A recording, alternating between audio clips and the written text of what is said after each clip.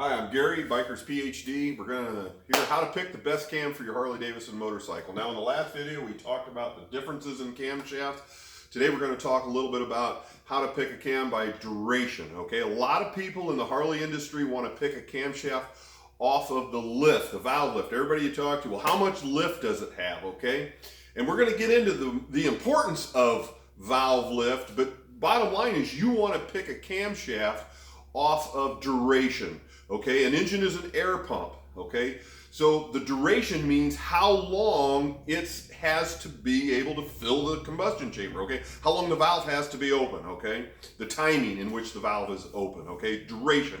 And there's three different kinds of advertisement of listings of duration.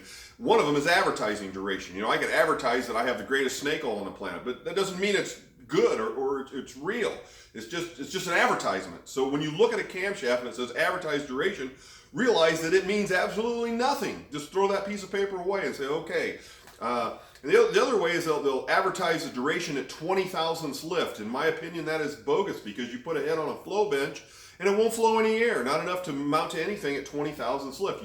You start at 50 thousandths of duration because the valve will actually flow a little bit of air at 50 thousandths. So you start your duration. It's basically the time in which 50 thousandths before or 50 thousandths lift and then 50 thousandths before it closes. And whatever length that is, that's the time that the engine has to flow air because the engine's an air pump. So if it's going to flow air, you want to know how long it's going to flow air, okay? 50 thousandths. Let me show you 50 thousandths. You know, 50 thousandths is just barely cracking this valve open. Okay, this gauge here is set at 50 thousandths. So you can see that 50 thousandths is not very much. But that's what you want to look at when you're looking at a camshaft is duration at 50 thousandths, okay? So when we're going out to pick a cam, we kind of know we have different options here in different grinds we talked about in the last video.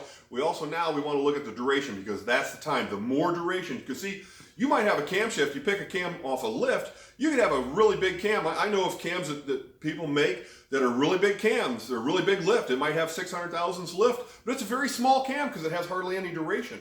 And then there's cams that have 450 lift, but have all kinds of duration, which is a really big cam. So you may think, oh, well, I'm picking a small cam, it only has 450 lift, okay? Which would be considered a very small cam, but it has all kinds. It has 256 or 258 duration, 260 duration. That's a huge cam.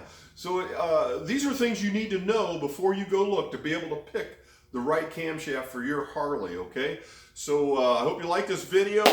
We're going to be doing a lot more on camshaft. Please hit the subscribe button and hopefully we can give you enough information that you can make an intelligent decision when you're going to go out and purchase a cam for your Harley. Thanks for watching. Hope you have a great day. God bless.